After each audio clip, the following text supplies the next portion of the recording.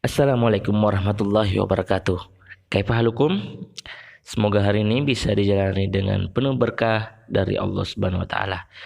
Hari ini kita akan menjelaskan tentang adab terhadap lawan jenis. Bagaimana batasan hubungan antara laki-laki dan wanita di dalam syariat Islam. Tahukah kita bahwa umat terdahulu hancur binasa itu dikarenakan fitnah wanita.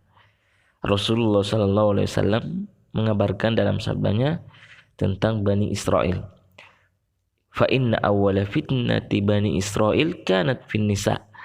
Sesungguhnya fitnah pertama kali di kalangan Bani Israel adalah fitnah wanita. Bani Israel binasa dikarenakan tidak menjaga batasan yang Allah tetapkan antara laki-laki dan wanita. Fitnah terbesar bagi laki-laki adalah wanita, sebagaimana laki-laki juga fitnah bagi wanita.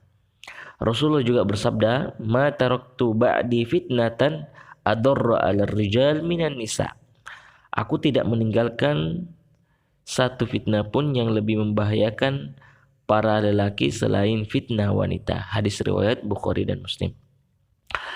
Oleh karena itulah Islam melarang segala bentuk hubungan antara laki-laki dan perempuan yang bukan mahram, kecuali dalam batasan-batasan yang diperbolehkan dalam syariat Islam. Karena ini bisa menyebabkan kerusakan dan fitnah jika hubungan kedua jenis manusia dibebaskan tanpa ada batasan-batasan dari Allah. Maka pada kesempatan kali ini kita akan membahas apa saja batasan-batasan atau adab-adab terhadap lawan jenis yang harus kita perhatikan dan tentu saja diamalkan agar kita tidak terjatuh kepada kebinasaan, kehancuran sebagaimana Bani Israel. Adab yang pertama yaitu menjaga pandangan. Islam telah memerintahkan kepada kita untuk menundukkan pandangan kita terhadap sesuatu yang dikhawatirkan menimbulkan akibat yang buruk.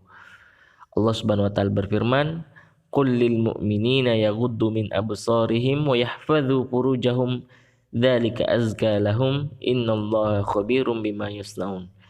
Katakanlah kepada laki-laki yang beriman, hendaknya mereka menahan pandangannya dan memelihara kemaluannya, karena demikian itu adalah lebih suci bagi mereka. Sesungguhnya Allah Maha mengetahui apa yang mereka perbuat. Begitu juga wanita di lanjutan ayat ini. Kenapa dilarang mengumbar pandangan kita? Karena jika seorang membiarkan pandangan matanya kepada sesuatu yang diharamkan, maka matanya telah itu berbuat zina. Sebagaimana Rasulullah SAW bersabda, "Fal ainani zinahuma an-nazar."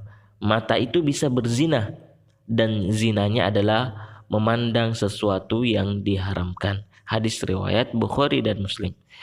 Maka tidak boleh bagi laki-laki maupun wanita untuk memandang kepada lawan jenis yang bukan mahramnya, karena Allah telah memerintahkan kita untuk menundukkan pandangan kita. Adab yang kedua, tidak berkhalwat atau berdua-duaan. Kenapa? Coba kita perhatikan hadis Rasulullah SAW. La yakhluwanna ahadukum bi imratin fa inna syaitana thalithuhuma. Janganlah salah seorang dari kalian berkhalwat, berdua-duaan dengan seorang wanita, karena sesungguhnya syaitan menjadi orang ketiga di antara mereka berdua. Syaitan akan hadir dan membisikkan kepada keduanya untuk melakukan kemaksiatan. Na'udzubillah. Syaitan akan menggoda mereka untuk berbuat dosa, berbuat zina, dan zina termasuk dosa besar. Dan zina menjadi penyebab terjadinya bencana, banyak orang mati. Bisa jadi corona ini datang akibat banyaknya orang yang berbuat zina. Walya'udzubillah. Maka tidak boleh laki-laki berdua-duaan dengan wanita tanpa ditemani mahramnya. Adab yang ketiga yaitu tidak menyentuh lawan jenis yang bukan mahram, meskipun hanya berjabat tangan. Hubungan antara lawan jenis diperbolehkan dalam Islam selama masih dalam batas yang diperbolehkan dalam Islam. Islam melarang menyentuh lawan jenis yang bukan mahram meskipun hanya berjabat tangan. Karenanya Rasulullah SAW bersabda, la ayu yut'ana fi ra'si rajulin bimikhyatin min hadidin khairun lahu min an yamassa imra'atan la tahillulah. Ditusuknya kepala seseorang dengan besi, dengan pasak dari besi, sungguh lebih baik baginya daripada menyentuh wanita yang bukan mahramnya. Nabi kita selama hidupnya tidak pernah menyentuh satu wanita pun kecuali mahramnya, istri-istrinya dan anak-anaknya. Kenapa? Karena kepala kita ditusuk besi itu lebih baik daripada harus menyentuh seorang wanita yang bukan mahramnya. Adab yang keempat, tidak ikhtilat atau bercampur baur. Ikhtilat itu adalah bercampur baurnya seorang wanita dengan laki-laki di suatu tempat tanpa ada hijab dan tanpa ada pembatas. Ya, hendaknya kita memisahkan diri dari lawan jenis, ya khususnya ketika melakukan komunikasi. Sebagaimana yang dilakukan oleh para sahabat. Ya, laki-laki ketika bertanya kepada istri-istri Rasulullah SAW. Allah berfirman, wa idza sa'altumuhunna mata'an fas'aluhunna min wara'i hijabin dzalikum atharu liqulubikum wa qulubihinna. Apabila kamu meminta sesuatu keperluan kepada mereka yang dimaksud adalah istri-istri Nabi, maka mintalah dari belakang hijab atau tabir. Karena yang demikian itu lebih suci bagi hatimu dan hati mereka para istri-istri Nabi. Yang kelima, yaitu menjaga aurat terhadap lawan jenis. Ya, jagalah aurat kita dari pandangan laki-laki yang bukan mahramnya, khususnya wanita. Karena Rasulullah SAW bersabda, al-mar'atu auratun fa idza kharajat istashrafaha syaitan. Wanita itu adalah seluruhnya aurat. Jika dia keluar maka setan akan memperindahnya di mata laki-laki. Ketika keluar, apalagi ketika bertemu lawan jenis, hendaknya memakai pakaian yang menutup aurat agar tidak dipandang. Karena setan selalu menggoda manusia untuk memperlihatkan auratnya. Sebagaimana Nabi Adam dan Hawa itu digoda oleh iblis. Ya. Dan Rasulullah SAW bersabda, inna nuhina antura auratuna. Sesungguhnya kami dilarang untuk memperlihatkan aurat kita. Ya.